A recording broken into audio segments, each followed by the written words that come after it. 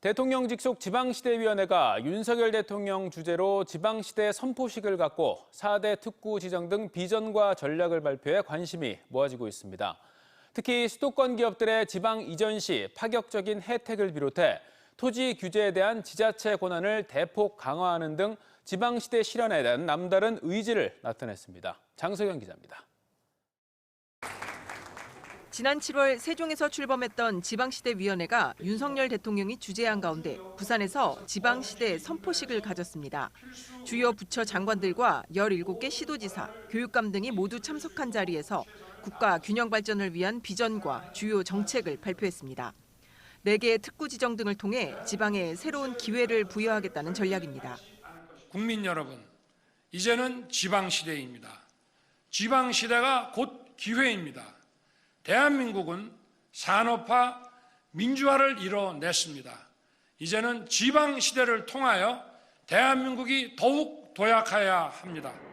기회발전특구에는 수도권 기업이 지방으로 이전하면 파격 혜택이 주어집니다. 소득, 법인, 취득, 양도세 등은 물론 상속세까지 면제, 감면해 주는 겁니다. 기업을 따라 이사해야 하는 임직원들에게도 특별 공급은 물론 특구 내 집 한 채를 더 사더라도 1주택자로 간주합니다. 또 공모를 거쳐 당장 내년부터 4-5곳에 교육 자유 특구를 지정 운영하며 맞춤형 공교육 혁신 방안을 추진하고 지역 인재 전형도 늘리기로 했습니다.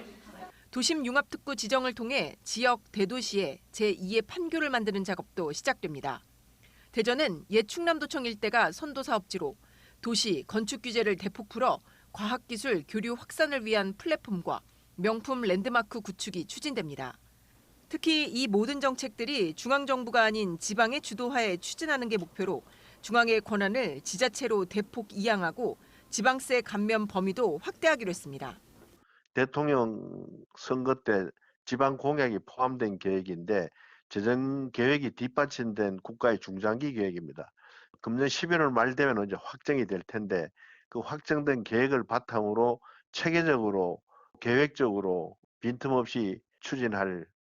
다만 지방시대 실현의 핵심 과제 중 하나인 대전과 충남의 2차 공공기관 이전에 대한 언급이 없어 혁신도시 조성은 여전히 안개 속으로 사업 지연에 대한 우려가 큰 상황으로 기존 정책과 사업의 속도 있는 추진도 요구되고 있습니다. TJB 장석영입니다.